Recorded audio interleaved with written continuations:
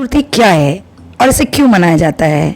एक उत्तर भारतीय होने के कारण मुझे शुरू में नहीं पता था कि गणेश चतुर्थी क्या है और इसे क्यों मनाया जाता है, लेकिन धीरे धीरे ये त्यौहार बहुत पॉपुलर होने लगा दिल्ली में और उत्तर भारत में भी यह त्यौहार मनाया जाने लगा।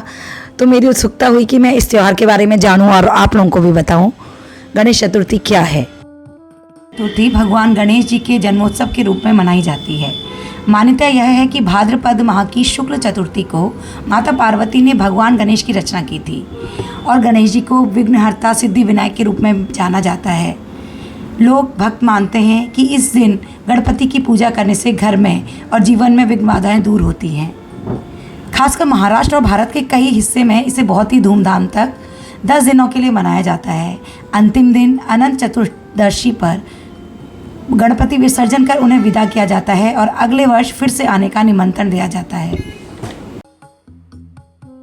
गणेश महिमा की एक कहानी और प्रचलित है कि महाभारत लिखने के लिए वेद व्यास जी ने गणेश जी से निवेदन किया। गणेश जी मान गए, पर उन्होंने एक शर्त रखी कि मैं बिना रुके लिखूंगा। आप यदि बोलने में रुके तो मैं लिखना छोड़ दूंगा। वेद व्यास जी ने भी एक शर्त रखी, आप जो भी लिखें उसे पहले समझें, उसका अर्थ समझें, फिर लिखेंगे। फिर महाभारत की रचना शुरू हुई। जब जब वेद व्यास जी को समय चाहिए होता वो अत्यंत कठिन श्लोक लिख देते, जिसे समझने के लिए गणेश जी को थोड़ी देर लगती और इस बीच वेद व्यास जी को अगला श्लोक समझने का बनाने का मौका मिल जाता। कथानुसार लिखते लिखते एक बार गणेश जी की लेखनी टूट भी गई। तब उन्होंने अपने दांत तोड़कर उसकी एक कलम बनाई, इसीलिए गणेश जी को एक दंत भी कहते हैं। इस कथा से हमें यह ज्ञात होता है कि गणेश जी बुद्धि और लेखन कला और त्याग के भी प्रतीक हैं। महाराष्ट्र में इस पर्व को इतनी धूमधाम से मनाने का एक ऐतिहासिक कारण भी है कि लोकमान्य गंगाधर तिलक ने आज़ादी के आंदोलन के समय सार्वजनिक उत्सव के रूप में इस त्यौहार को बहुत ही लोकप्रिय बनाया।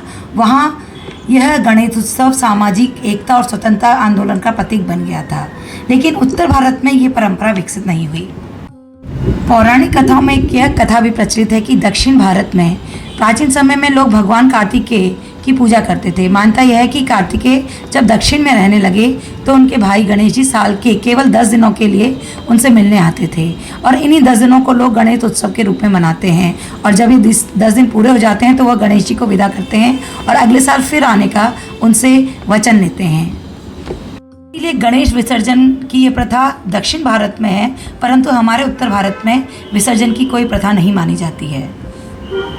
उत्तर भारत में अनंत चतुर्थी के बाद दिवाली में गणेश जी और लक्ष्मी जी की पूजा होती है और अगर हम गणेश जी का विसर्जन कर देंगे तो यह पूजा हम कैसे कर सकते हैं। इसलिए ये प्रथा दक्षिण भारत की ही मानी जाती है, हमारे उत्तर भारत की नहीं मानी जाती। एक उत्तर भारतीय होने के रूप में मैंने गणेश महोत्सव के बारे में जो आपको जानकारी दी, कि आपको कैसी लगी। उम्मीद है आपको पसंद आई होगी। लाइक कीजिएगा, कमेंट कीजिएगा और हमारा चैनल सब्सक्राइब जरूर कीजिएगा।